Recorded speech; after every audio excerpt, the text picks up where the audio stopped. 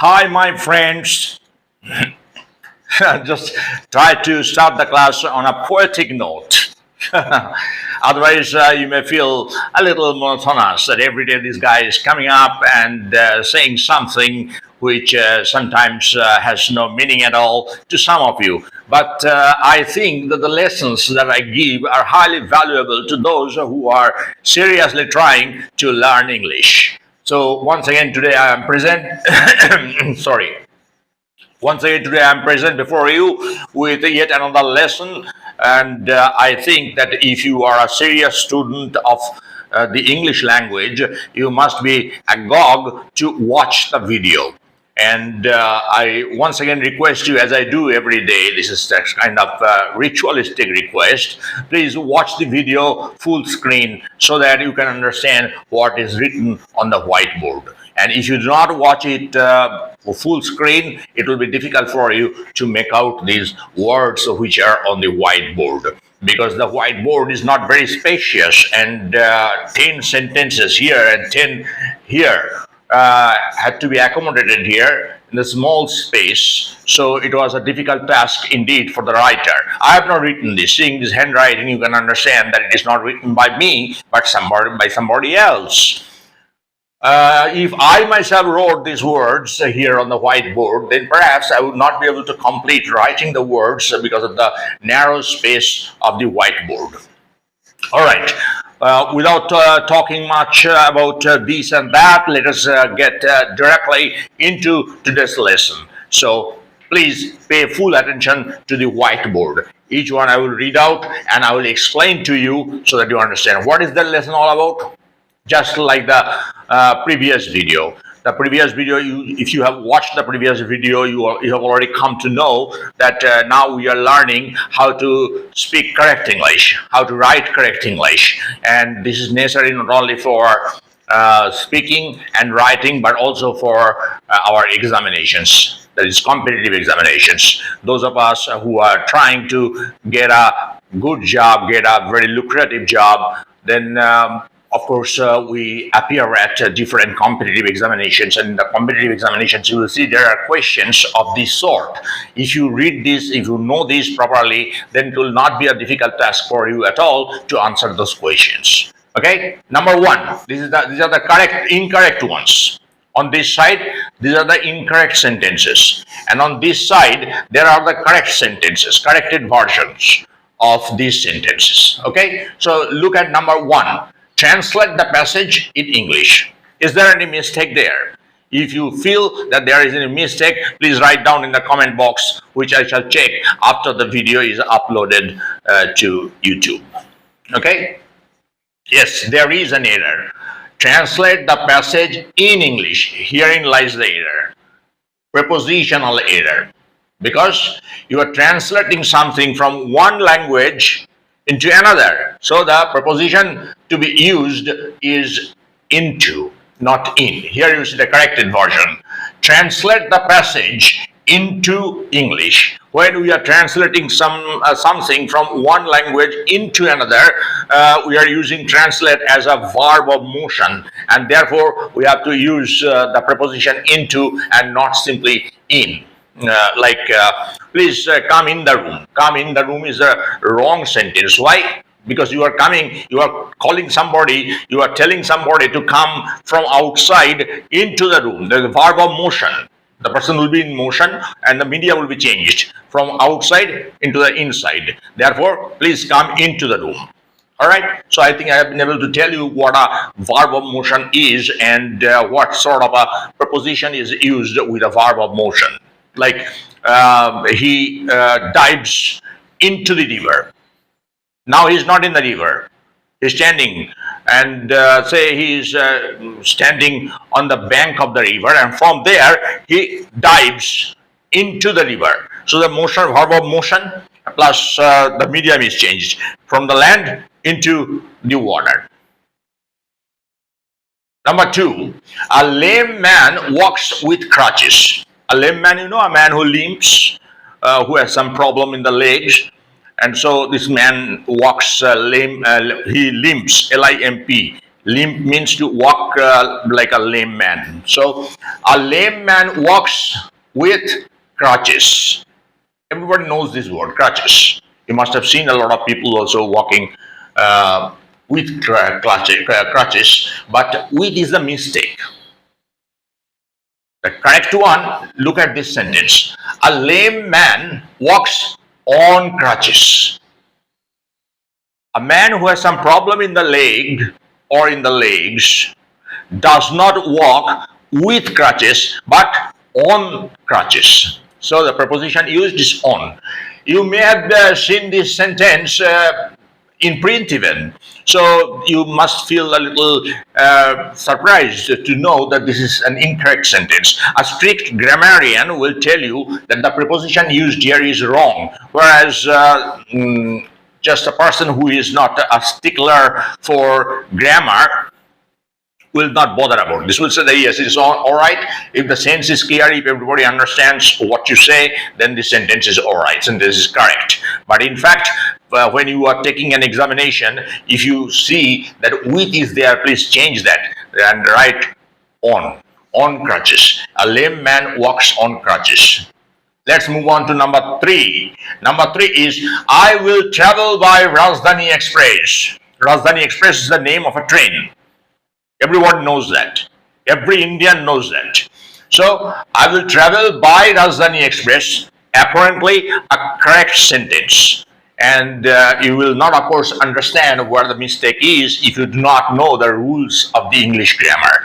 But if a person who knows the rules of the grammar happens to see this sentence, will obviously tell you that this is a wrong sentence. Why? Because firstly, it will not be by. It will be on.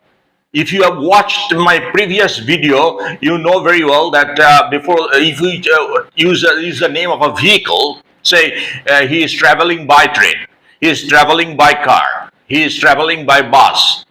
These sentences are correct. Why? Because you are using by plus the vehicle. But when you are using some other word before the vehicle, then always the preposition is on. For example, I will travel on the Bandel local. On the Bandel local. Okay?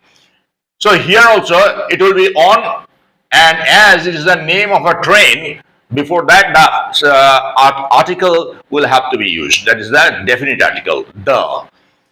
Here you look at this corrected version. I will travel on the Rajdhani Express. On the Rajdhani Express. I don't know whether you read English novels or English detective stories or not, but those of you who read the English detective stories must know that Agatha Christie's famous detective story is Murder on the Oriental Express. On the Oriental Express. Okay, so before the name of any train, use the, and the preposition used is on. Instead of Rajdhani Express, if it is the Gitanjali Express, if it is the Kalka Mail, everywhere, the Kalka Mail, the Gitanjali Express, the Rajdhani Express, and the preposition used is on. So instead of Rajdhani Express, if you use any other name of a train, don't forget you have to use this definite article, and the preposition on.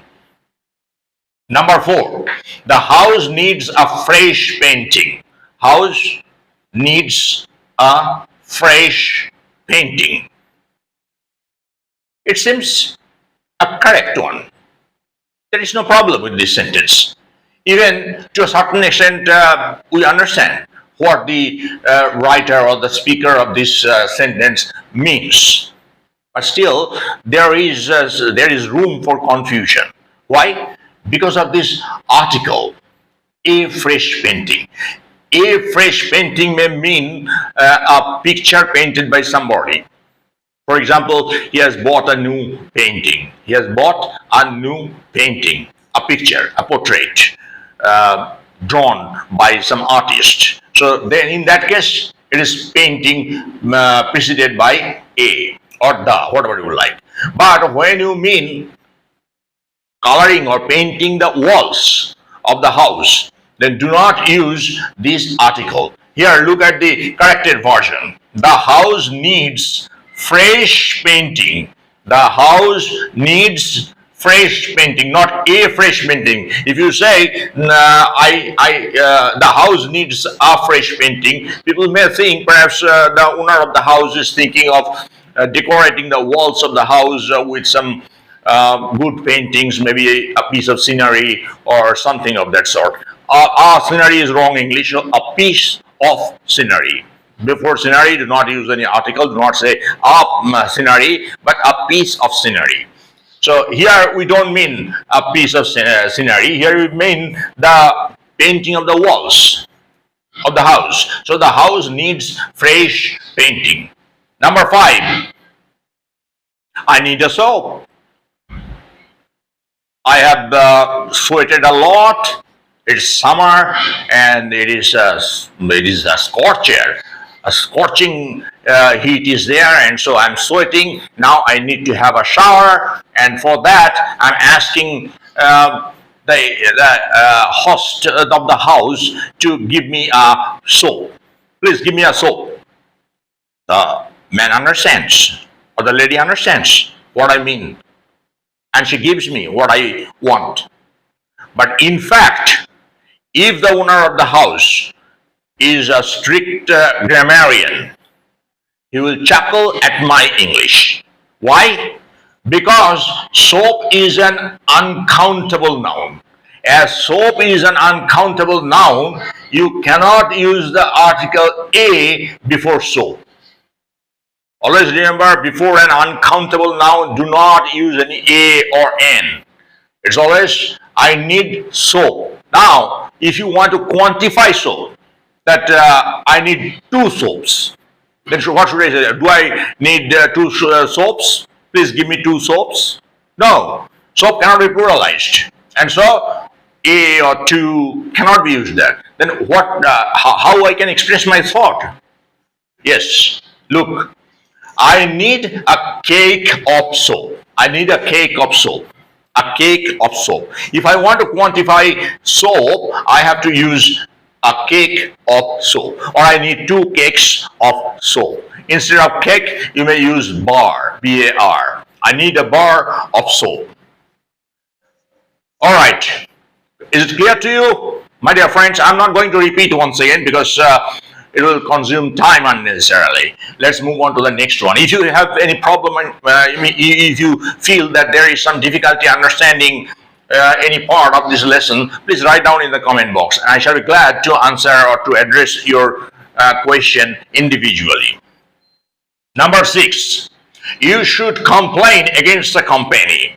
Say a company has sold a certain product to you, and the product is substandard, inferior in quality, and so now you are going to complain against the company.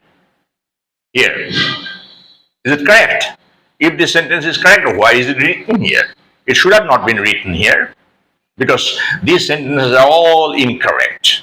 So you should complain against the company is a wrong sentence, grammatically wrong sentence, though the sense is clear. Everybody can understand what I mean or what you mean.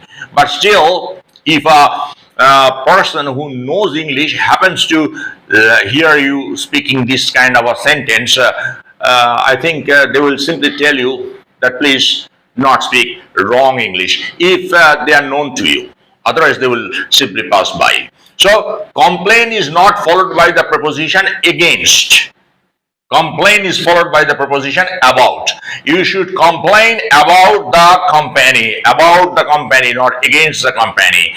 This mistake happens, this mistake occurs only because of the literal translation. If you translate any sentence from an Indian language into English using this word complain, then you are likely to make this mistake, because almost in all the Indian languages we use the Indian counterpart or Indian corresponding word for against after complain. That's how you make this mistake.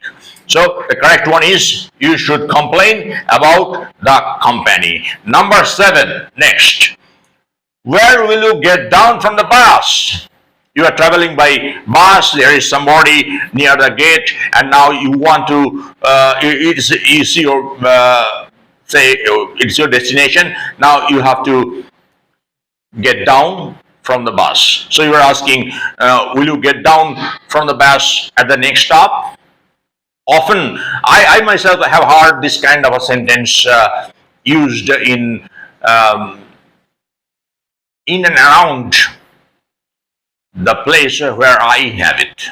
I'm not saying everybody uses this. I'm simply saying that some people who translate literally from Bengali or from Hindi into English generally are likely to make this kind of an error, this kind of mistakes. So, where will you get down from the bus is absolutely incorrect. And the corrected version is, where will you get off the bus? So, get down from, get down from. These three words are to be omitted. These three words are to be removed absolutely. In place of these three words, you have to write simply these two words, these phrasal verb, get off, and no other preposition after off. Where will you get off the bus?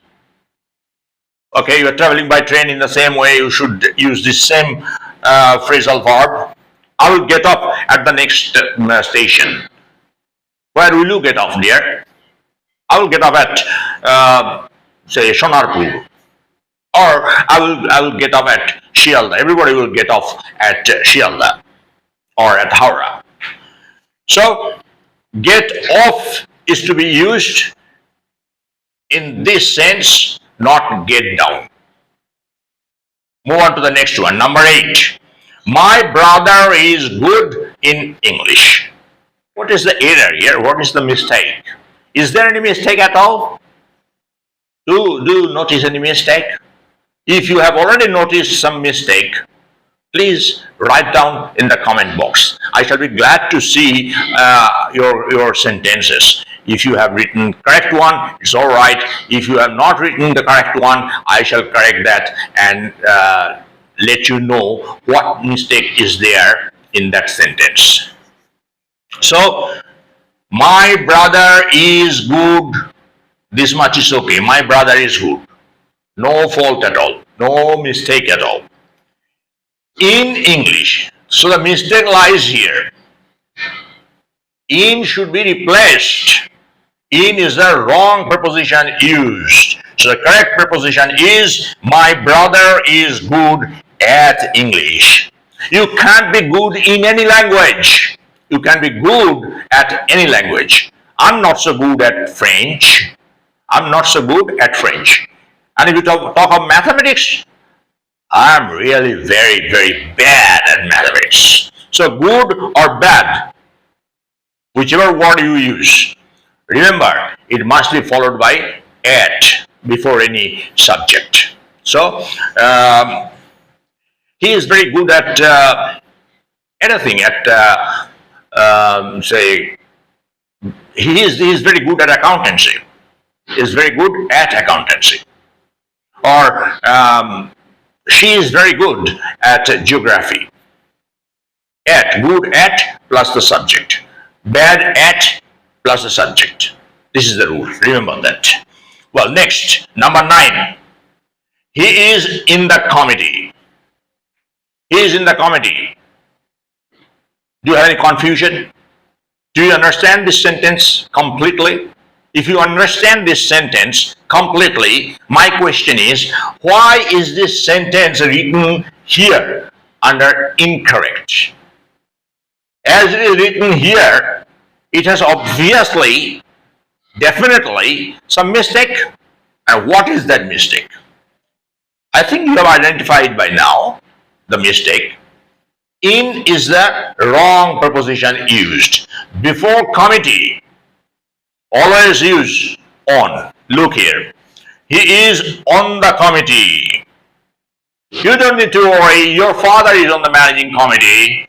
So the school will take no action against you because your father is on the committee. So on the committee. Do you want to be on the committee? There is a, before the Durga Pujas, there is a puja committee in your locality. So the secretary of the club asks you to be on the committee, on the puja committee, on the committee. Before committee, always use on, not in. Number 10, and this is going to be the last sentence for this video session. None wants to fail in the examination. Truly, who wants to fail in the examination? Who wants to fail in the examination? None wants to fail in the examination. Everybody wants to pass in the examination. Is there any error in this sentence? Look at this sentence very carefully. He wants to fail. None wants to fail in the examination. So fail and examination. Between these, there is in, and that is the mistake. It will not be replaced. It will be absolutely omitted, removed. No preposition you need to use after fail and examination, after pass and the examination. Do not say he has passed in the examination. Do not say. It is wrong, incorrect. If you write this at the examination, you are not going to score any mark at all, because it's a wrong sentence. So the correct one is, none wants to fail the examination. No preposition is used. Fail the examination. Everybody wants to pass the examination. Everybody wants to pass the examination. Have you already passed the HS examination? Passed the HS examination. Not passed in the HS examination. Unfortunately, that boy has failed the examination. Unfortunately, that boy has failed the examination, not failed in the examination. Never use in after pass or fail before any examination. All right. So I think that today's lesson is quite easy by now, because I have already explained why there is a mistake in each sentence and how to correct that sentence. After that also, if you have any sort of problem, then I think that it is necessary for us to communicate with each other. And to communicate with each other, only we have one option, and that is the comment section. In the comment section, write down whatever problem you have, and I shall of course try to solve your problem as much as possible, if it is possible for me, because there may be questions which beat me, which I failed to understand. In that case, I shall study again and study the books which I have available, and I shall inform you, I promise. I shall let you know. I shall anyhow correct your sentence, and I shall, it is my oath to my viewers, to my beloved viewers. I must teach you English if you cooperate with me. Here it sounds a little haughty that I must teach. No, not I. If God enables me to teach you, because I'm actually a theist, and I feel that if God enables me, then only it is possible for me to make videos for you. So please, those of you who have not yet subscribed to this channel, do subscribe. That is what I say every day. I don't know whether the words fall on deaf ears, but still, it is the ritual. So ritualistically, I have told today even, and if you feel that this video anyhow has helped you or your friends, then please give us a like. If you don't like to give us a like, it's all right. It is up to you, because I am none to impose my desires upon you. And I shall be glad if you simply ask me to make a video on some particular chapter of the English grammar or any module of the English language. And if you do not ask me to make videos on your choice, then I shall make videos according to what I feel the best. Okay? I think this video has become a long one. I'm sorry for that. Please watch this video and give me your feedback. See you again in the next video session. Thank you very much, my dear friends. Bye-bye.